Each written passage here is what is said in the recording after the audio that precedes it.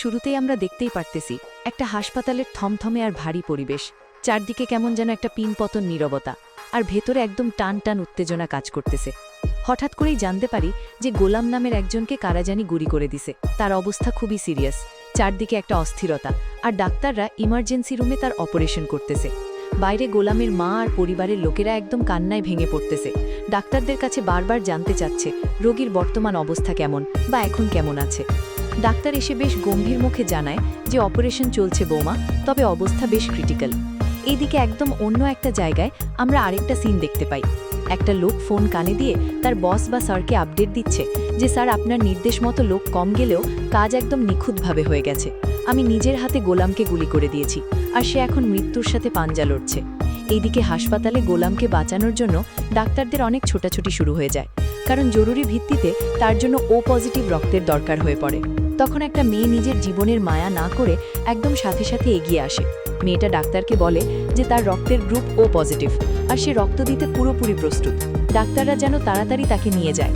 মেয়েটা রক্ত দেওয়ার পর অনেক কষ্টে গোলামের জ্ঞান ফেরে ঠিকই, কিন্তু আসল ঘটনা এখন শুরু। জ্ঞান ফেরার পর দেখা যায় গোলামের মাঝখানের দিনগুলোর কোনো স্মৃতিই আর অবশিষ্ট নেই। সে মেয়েটাকে চিনতেই পারে না, একদম পুরোপুরি ভুলে গেছে। মেয়েটা যখন অনেক আশা নিয়ে তার সামনে যায়, গোলাম একদম অবাক হয়ে তার দিকে তাকিয়ে বলে, তুমি এসব কি বলতেছো? তুমি আমাকে চিনতে পারতেছো না? কে আপনি? হু আর ইউ? এই কথা শোনার পর মেয়েটার তো একদম মাথায় হাত, সে যেন আকাশ থেকে পড়ে। সে বুঝতে পারে না এখন সে কি করবে। চরম কষ্ট আর হতাশা নিয়ে মেয়েটা তার বাবার কাছে গিয়ে কান্নাকাটি শুরু করে। সে তার বাবাকে বুক ফাটা কষ্ট নিয়ে বলে যে বাবা দেখো, গোলাম আমাকে একদমই চিনতে পারতেছে না। ওকে মৃত্যুর মুখ থেকে বাঁচানোর জন্য আমি আমার নিজের রক্ত পর্যন্ত দিয়েছি, আর ও সুস্থ হয়ে আমাকেই কিনা ভুলে গেছে, উল্টো আমাকে তার সামনে থেকে তাড়িয়ে দিয়েছে। বাবা, মেয়েটার এই কষ্ট দেখে বোঝাই যাচ্ছিল সে মানসিকভাবে কতটা ভেঙে পড়েছে, কারণ তার মাঝখানের দিনগুলোর কথা তো মনে পড়ার কোনো উপায়ই নেই। এরপরই মনে হচ্ছে বড় কিছু ঘটতে যাচ্ছে। গল্পের আরেকটা প্রান্তে আমরা দেখতে পাই শেহজাদ নামের এক ভীষণ পাওয়ারফুল লোকের ছোট মেয়ে প্রেয়ামণিকে হঠাৎ করেই কোথাও খুঁজে পাওয়া যাচ্ছে না। শেহজাদ তো টেনশনে আর রাগে একদম পাগল হয়ে যাচ্ছে। সে সাথে সাথে শাফিজ নামের একজনকে ফোন করে সোজা আলটিমেটাম দিয়ে দেয়। শেহজাদ ফোনে বলে যে আমি শেহজাদ বলছি, হাসপাতাল থেকে আমার মেয়ে হারিয়ে গেছে বা তাকে কেউ তুলে নিয়ে গেছে। এখন সারা শহর তন্ন তন্ন করে খোঁজো, আমার কোনো এক্সকিউজ শোনার টাইম নাই। ঠিক 30 মিনিটের মধ্যে আমি আমার মেয়েকে আমার চোখের সামনে দেখতে চাই। শাফিজ সাথে সাথে ওকে বলে, লোকেশন ট্র্যাক করে শেহজাদকে জানায় যে সে আসতেছে। এরপর আমরা দেখতে পাই কিডন্যাপারদের গোপন ডেরা।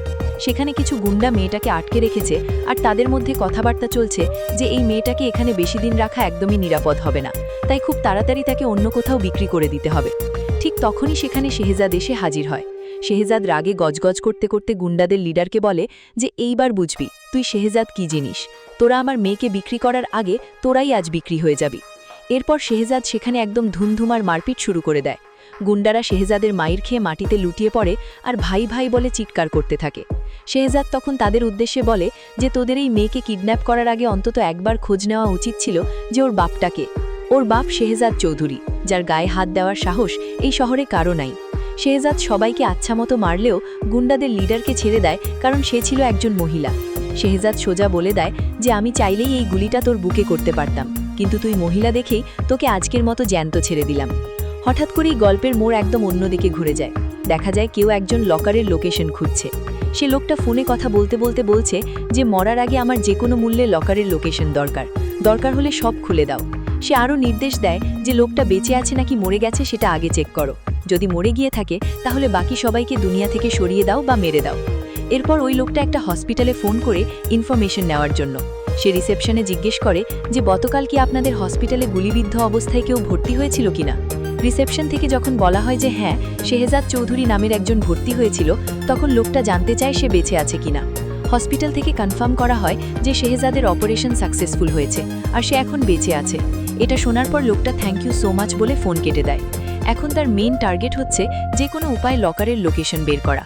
সে মনে মনে ভাবতে থাকে যে কি করা যায়। লকারের এই গোপন ইনফরমেশন তো নিশ্চয়ই অফিসের কোথাও না কোথাও লুকিয়ে রাখা আছে, তাই তাকে এখন দ্রুত অফিসে যেতে হবে। সে তার সঙ্গীকে বলে যে কিছু না, চলো কাজ আছে। এরপর আমরা দেখতে পাই শেহজাদের বাড়ি বা অফিসের পরিবেশ। সেখানে একজন ম্যাডাম, যে সম্ভবত শেহজাদের মা বা স্ত্রী হবে, সে শাফিজকে ডেকে পাঠায়। ম্যাডাম শাফিজকে খুব সিরিয়াসভাবে বোঝাতে থাকে যে ডাক্তার শেহজাদকে একদম পরিপূর্ণ বিশ্রামে থাকতে বলেছে। কিন্তু ম্যাডাম এটাও জানে যে শেহজাদ তো নিজেকে অনেক বড় বীর পুরুষ ভাবে, তাই তাকে কোনোভাবেই ঘরে আটকে রাখা বা রেস্টে রাখা সম্ভব হবে না। ম্যাডাম শাফিজকে সাবধান করে দেয় যে ডাক্তার কড়াভাবে নিষেধ করেছে এই মুহূর্তে শেহজাদের ব্রেনে কোনো ধরনের চাপ দেওয়া যাবে না।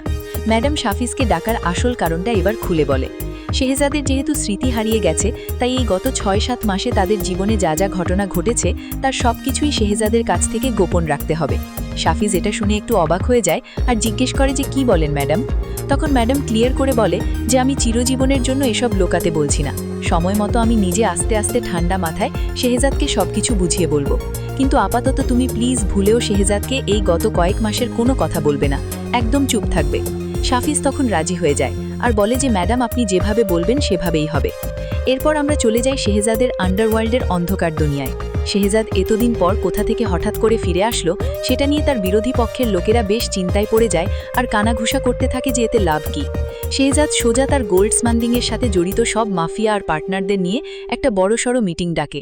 সেখানে সে সবাইকে উদ্দেশ্য করে বলে যে আমি এতদিন ছিলাম না, আর এই সুযোগে আপনারা আমার ব্যবসার ভেতরে অনেক বাহাদুরি করে ফেলেছেন, কিন্তু আজকে শেহজাদ চৌধুরী ফিরে এসেছে, এবার বুঝবেন মজা। শেহজাদ সবার গোমরা মুখ দেখে তাচ্ছিল্য করে বলে, কি ব্যাপার, আপনাদের সবার মুখ এমন কালো কেন? আমার ইনভিটেশন কি ভালো লাগে নাই, নাকি আপনারা এক্সপেক্টই করেন নাই যে আমি আসব? এরপর সে একদম পয়েন্টে চলে আসে। সে কড়া গলায় ঘোষণা দেয় যে আমার কথা আপনারা সবাই মন দিয়ে শোনেন। এই গোল্ড ইম্পোর্ট আর এক্সপোর্ট বিজনেসের একমাত্র মালিক এখন থেকে শুধুমাত্র সেই নিজেই থাকবে, অন্য কেউ না। তার এতগুলো পার্টনার বা মানুষের কোনো দরকার নেই, তার শুধু একজন বিশ্বাসযোগ্য পার্টনার লাগবে। এই কথা বলে শেহজাদ টেবিলের ওপর একটা পিস্তল ছুড়ে দেয়। সে একটা ভয়ঙ্কর শর্ত জুড়ে দেয়। সে বলে, আপনাদের মধ্যে যে সবার আগে এই পিস্তলটা হাতে তুলে নেবে আর বাকি সবাইকে গুলি করে মেরে ফেলবে, একমাত্র সেই বেঁচে থাকবে আর সেই হবে আমার নতুন পার্টনার। এই কথা শুনে তো সবার আত্মার পানি শুকিয়ে যায়। একজন লোক সাহস করে পিস্তলটা হাতে নিলেও তার হাত থরথর করে কাঁপতে থাকে। সে ভাবে যে সে এতদিন এদের সাথে ব্যবসা করেছে, এখন হঠাৎ করে একটা চোখের ইশারায় সে এত মানুষের জীবন নিতে পারবে না, তার পক্ষে এত বড় বেইমানি করা সম্ভব না, দরকার হলে সে নিজেই মরতে রাজি আছে। শেহজাদ তখন তাকে বলে যে তাহলে তো তুমি আমাকেই গুলি করতে পারো, আমাকেই শ্যুট করো। কিন্তু লোকটার হাত তখনও কাঁপছিল। শেহজাদ তখন বিরক্ত হয়ে বলে যে হাত কাঁপছে কেন, ভয় পাওয়ার কিছু নাই, কিন্তু আমার এরকম একজন লয়াল বা বিশ্বস্ত মানুষ দরকার যার কাজের প্রতি সততা থাকবে আর যে মুখ খোলার সাহস রাখবে। এরপর শেহজাদ ওই লোকটাকে বাদ দিয়ে অন্য একজনকে তার পার্টনার হিসেবে সিলেক্ট করে আর বাকি সবাইকে এক কথায় জাস্ট আউট বলে ঘাড় ধাক্কা দিয়ে বের হয়ে যেতে বলে। এরপর শেহজাদ তার সাবির সাহেব নামের এক কর্মচারীকে নির্দেশ দেয় যে আজ থেকে এই গোল্ড বিজনেসের যত ফোন কল আসবে সব সাবির সাহেব নিজে রিসিভ করবে আর সব ডিল সে নিজেই হ্যান্ডেল করবে।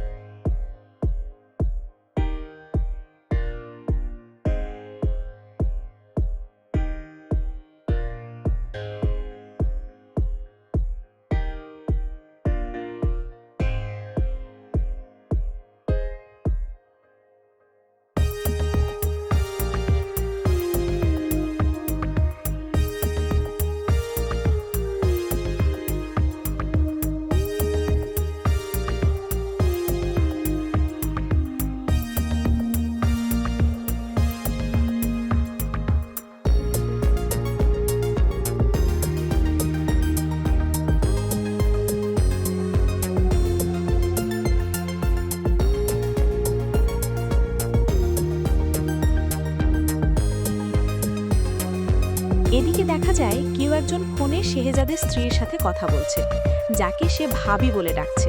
লোকটা সালাম দিয়ে জানতে চায় শেহজাদ এখন কেমন আছে আর তার বর্তমান অবস্থা কি। ভাবি জানায় যে শেহজাদ আলহামদুলিল্লাহ ভালো আছে। তখন লোকটা বলে যে সে কালকেই শেহজাদের সাথে দেখা করতে আসবে, কারণ তার অনেক কথা জমে আছে। কিন্তু ভাবি সাথে সাথে তাকে আটকে দেয়। ভাবি বলে যে না না ভাই, আপনি কালকে আসবেন না প্লিজ, শেহজাদের এখন মানসিকভাবে রেস্ট দরকার। স্মৃতি ফেরার পর থেকে তার উপর দিয়ে অনেক মেন্টাল প্রেশার যাচ্ছে, তাই সে ভয় পাচ্ছে যে শেহজাদ আবার না অসুস্থ হয়ে পড়ে। লোকটা এটা শুনে অবাক হয়ে যায় আর বলে, বাহ, তার স্মৃতি ফিরে এসেছে, এটা তো অনেক খুশির খবর। সে আরও কনফার্ম হতে চায় যে শেহজাদের আগের সব কথা মনে পড়েছে কিনা। ভাবি বলে যে হ্যাঁ ভাই, তার সব কথা মনে পড়েছে। এরপর লোকটা আসল পয়েন্টে আসে। সে জিজ্ঞেস করে যে শেহজাদ কি 92 নম্বর লকারের ব্যাপারে কোনো কিছু জানতে চেয়েছে কিনা। ভাবি খুব স্বাভাবিকভাবেই উত্তর দেয় যে না ভাই, সে এমন কিছু জিজ্ঞেস করেনি। তখন লোকটা বলে যে ঠিক আছে, সে নিজেই শেহজাদকে ফোন দিয়ে কথা বলবে। কিন্তু ভাবি আবারও তাকে বাধা দেয়। ভাবি খুব রিকোয়েস্ট করে বলে যে না ভাই, প্লিজ আপনি ওকে এখন ফোন দিয়েন না, শেহজাদের যখন সময় হবে সে নিজের থেকেই আপনাকে ফোন করবে। লোকটা তখন ফোন রেখেময় ঠিকই, কিন্তু মনে মনে বুঝতে পারে যে ভাবি সব সময় তাকে শেহজাদের কাছ থেকে দূরে সরিয়ে রাখতে চায়। কিন্তু লোকটার তো শেহজাদের কাছেই থাকা দরকার, তাই সে ভেতরে ভেতরে অন্য কিছু ভাবতে থাকে। এরপর আমরা দেখতে পাই শেহজাদ তার ছোট্ট মেয়ে প্রিয়ামণির সাথে কথা বলছে। সে মেয়েকে খুব আদর করে জিজ্ঞেস করছে, মামনি, তুমি যখন হারিয়ে গিয়েছিলে তখন কি তুমি অনেক ভয় পেয়েছিলে? মেয়েটা খুব কনফিডেন্টলি উত্তর দেয় যে না বাবা, সে একদমই ভয় পায়নি, কারণ তার অনেক সাহস। শেহজাদ তখন খুব গর্ব করে বলে যে সাব্বাস, দেখতে হবে না তুমি কার মেয়ে, তুমি হচ্ছ শেহজাদ চৌধুরীর মেয়ে। সে মেয়েকে বোঝায় যে জীবনের কোনো পরিস্থিতিতেই ভয় পাওয়া যাবে না, সব সময় সাহস নিয়ে সামনের দিকে এগিয়ে যেতে হবে, কারণ তার বাবা হচ্ছে এই শহরের সবচেয়ে সাহসী মানুষ। কিন্তু মেয়েটা হঠাৎ করেই এমন একটা কথা বলে বসে যেটা শুনে শেহজাদ একদম থমকে যায়। মেয়েটা অবাক হয়ে জিজ্ঞেস করে, আমার কোন বাবা? এই কথা শুনে শেহজাদ বুঝতে পারে না মেয়েটা কি বলতে চাচ্ছে। সে কনফিউজড হয়ে বলে যে কোন বাবা মানে মামনি, কি বলতেছো তুমি? ঠিক তখনই প্রিয়া নামের আরেকজন সেখানে আসে আর মেয়েটাকে খাইয়ে দেওয়ার কথা বলে সেখান থেকে নিয়ে যায়। শেহজাদের তখন মনে হতে থাকে যে কেউ যেন তার কাছ থেকে পালিয়ে বেড়াচ্ছে, যদিও সে শিওর হতে পারে না, আর জিজ্ঞেস করে কি ব্যাপার, এরকম পালিয়ে বেড়াচ্ছ কেন? এর পরের সিনটা একদম টান টান উত্তেজনার। শেহজাদ তার অফিসে গিয়ে পাগলের মতো কিছু একটা খুঁজতে থাকে। একজন কর্মচারী এসে তাকে জিজ্ঞেস করে যে স্যার, আপনি এভাবে কি খুঁজছেন? শেহজাদ তখন বেশ হাইপার হয়ে যায় আর কর্মচারীকে বলে, তুমিও চুপচাপ দাঁড়িয়ে থেকো না, তুমিও সব জায়গায় খোঁজা শুরু করো। সে নির্দেশ দেয় যে অফিসের প্রতিটা জায়গায়, এভরিওয়্যার, প্রতিটা ড্রয়ার, প্রতিটা ফাইল তন্ন তন্ন করে দেখতে হবে। কর্মচারী জানতে চায় যে সে আসলে কি খুঁজবে। তখন শেহজাদ তাকে একটা হিন্টস দেয়। সে বলে যে সেটা হতে পারে বিদেশি কোনো প্রাইভেট ফাইল, কিংবা এমন কোনো ফাইল যার গায়ে 92 লেখা আছে। সে কড়াভাবে বলে দেয় যে এরকম কোনো সিক্রেট বা সিকিউর ফাইল চোখে পড়লেই যেন সাথে সাথে তাকে দেওয়া হয়, কারণ এটা তার ভীষণ দরকার। I badly need it. এরপর শেহজাদ সাবিরকে ডেকে পাঠায়। সে সাবিরকে জেরা করতে শুরু করে যে সাবির সাহেব, আমি মাত্র 2 দিন ছিলাম না, এর মধ্যেই এত কিছু পরিবর্তন কিভাবে হয়ে গেল? সাবির তখন নিজেকে নির্দোষ প্রমাণ করার চেষ্টা করে বলে যে কই না তো স্যার, আমি তো সবকিছু ঠিকঠাকভাবেই সামলে রেখেছি, আপনি অসুস্থ ছিলেন তাই আমি সব দায়িত্ব নিজের কাঁধে নিয়ে নিয়েছিলাম। শেহজাদ তখন আসল কথায় আসে। সে সাবিরকে মনে করিয়ে দেয় যে কয়েকদিন রাতে তারা মোহাম্মদপুরে গিয়েছিল আর হঠাৎ করেই তাদের ওপর একটা বড় অ্যাটাক হয়েছিল। সাবির স্বীকার করে যে হ্যাঁ স্যার, অ্যাটাক হয়েছিল। শেহজাদ জানতে চায় যে এই অ্যাটাকটা কারা করেছিল। সাবির তখন খুব কনফিডেন্টলি বলে যে কে আর করবে স্যার, এটা দাউদ খানের লোকই করেছে। শেহজাদ তখন তাকে জিজ্ঞেস করে যে সে এই ব্যাপারে একদম শিওর কিনা। সাবির তখন পাল্টা যুক্তি দেয় যে স্যার, দাউদ খান ছাড়া আপনার আর কোনো শত্রু তো এই শহরে নেই। কিন্তু শেহজাদ এই কথাই সন্তুষ্ট হয় না। সে গম্ভীরভাবে বলে যে সাবির সাহেব, মুখোশের আড়ালেও কিন্তু আরেকটা মুখোশ থাকে। শেহজাদ জানায় যে ওই দিন যারা অ্যাটাক করেছিল তারা সবাই মাস্ক পরা ছিল, তাই সে কাউকে চিনতে পারেনি, কিন্তু তার মন বলছে এটা দাউদ খানের কাজ নয়। তখন সে একটা ব্রেক থ্রু পায়। সে সাবিরকে বলে যে ওই অ্যাটাকের পর হঠাৎ করেই একটা গাড়ি এসে তাকে চাপা দিয়ে মেরে ফেলার চেষ্টা করেছিল, আর সেই ড্রাইভারকে সে খুব ভালো করেই চিনতে পেরেছে। শেহজাদ সাবিরকে নির্দেশ দেয় ওই ড্রাইভারকে যেখান থেকে হোক তুলে নিয়ে আসতে, কারণ তার সাথে শেহজাদের একটা স্পেশাল মোলাকাত করার দরকার। এরপর আমরা দেখতে পাই সেই ড্রাইভারকে ধরে নিয়ে আসা হয়েছে। শেহজাদ ড্রাইভারটাকে দেখে চিনতে পারে যে এই জায়গাটাই তার পরিচিত মনে হচ্ছে, আর এই লোকটাই তাকে মেরে ফেলার চেষ্টা করেছিল। শেহজাদ ড্রাইভারটাকে আচ্ছা মতো ধোলাই দেয়। ড্রাইভার তখন ব্যথায় কাতরাতে কাতরাতে শেহজাদের কাছে ক্ষমা চাইতে থাকে আর বলে যে স্যার, আমারে ক্ষমা করেন স্যার, ওই দিন রাতে তাকে কে মেরেছিল সেটা সে বিশ্বাস করেন জানে না, সে কাউকে কিছু বলেনি। শেহজাদ তখন রাগে ফেটে পড়ে আর জিজ্ঞেস করে যে বল তো, তোকে আমাকে মারার অর্ডার কে দিয়েছিল? ড্রাইভার তখন বাধ্য হয়ে বলে যে তাকে দাউদ খান পাঠিয়েছিল। শেহজাদ তখন তাকে আরও চাপ দেয়। তখন ড্রাইভার আসল সত্যটা উগরে দেয়। সে বলে যে স্যার, দাউদ খানকে তো আমি চিনি, সে তো আমাকে পাঠিয়েছিল ঠিকই, কিন্তু আমাকে আরেকজনও পাঠিয়েছিল স্যার। শেহজাদ তখন চমকে ওঠে, জিজ্ঞেস করে অন্য কেউ কে? ড্রাইভার বলে যে সে তার নাম জানে না, কিন্তু ছবি দেখলে সে ঠিকই চিনতে পারবে। শেহজাদ তখন তাকে বলে যে চিনতে তো তোকে হবেই, এরপর শেহজাদ সাবির সাহেবকে কড়া নির্দেশ দেয় যে এই ড্রাইভারকে যেন তার হেফাজতে খুব সাবধানে আটকে রাখা হয়, কারণ সে সামনে অনেক কাজে লাগবে।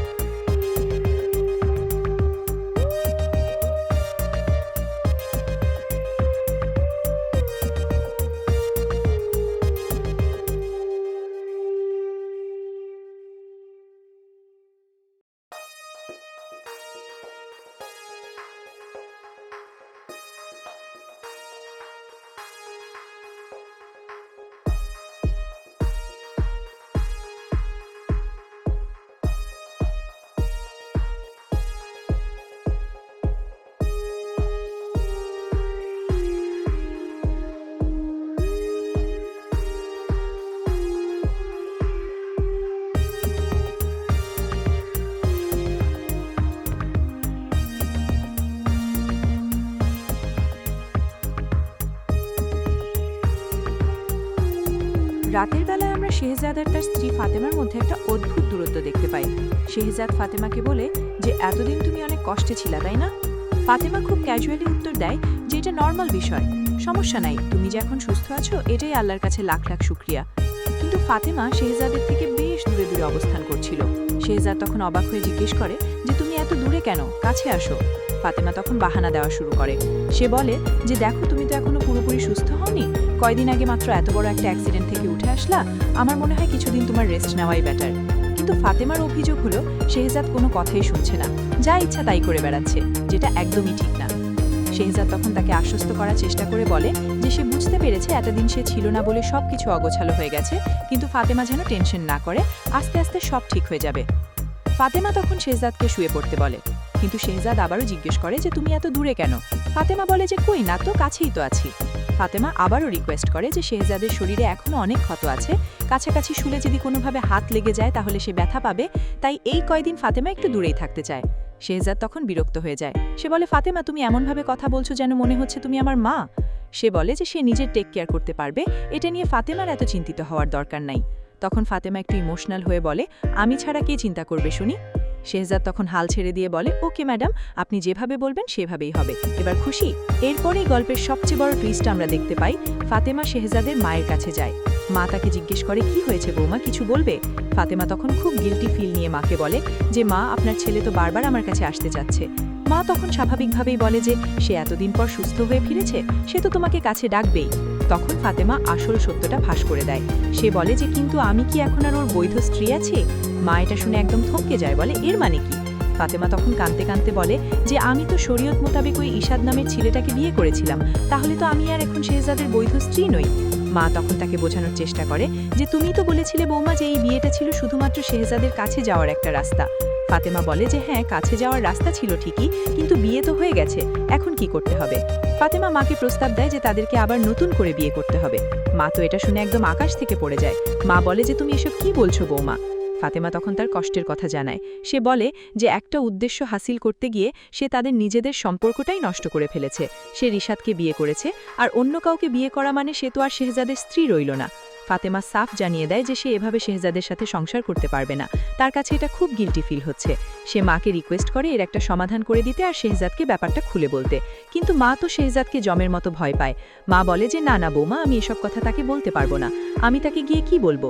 আমি কি বলবো যে তোর অবর্তমানে আমি তোর বউকে অন্য একটা ছেলের সাথে বিয়ে দিয়েছি? মা বলে যে শেহজাদের মাথা যদি একবার খারাপ হয় আর সে যদি এটা জানতে পারে তাহলে সে ভুলেই যাবে যে আমি ওর মা, সে আমাকে একদম জানে মেরে ফেলবে। মা বারবার সরি বলতে থাকে আর বলে যে সে কিছুতেই শেহজাদকে এই কথা বলতে পারবে না। ফাতেমা তখন মাকে মনে করিয়ে দেয় যে যখন তাদের বিয়ে হচ্ছিল তখন তো মা বলেছিল যে সে শেহজাদের কাছ থেকে অনুমতি নিয়েই এই বিয়ে দিচ্ছে। মা তখন আসল কথাটা বলে যে হ্যাঁ, অনুমতি নিয়ে বিয়ে দিয়েছিলাম ঠিকই, কিন্তু শেহজাদের তো তখন স্মৃতি ছিল না, ওই সময়ের কোনো কথাই এখন শেহজাদের মনে নেই।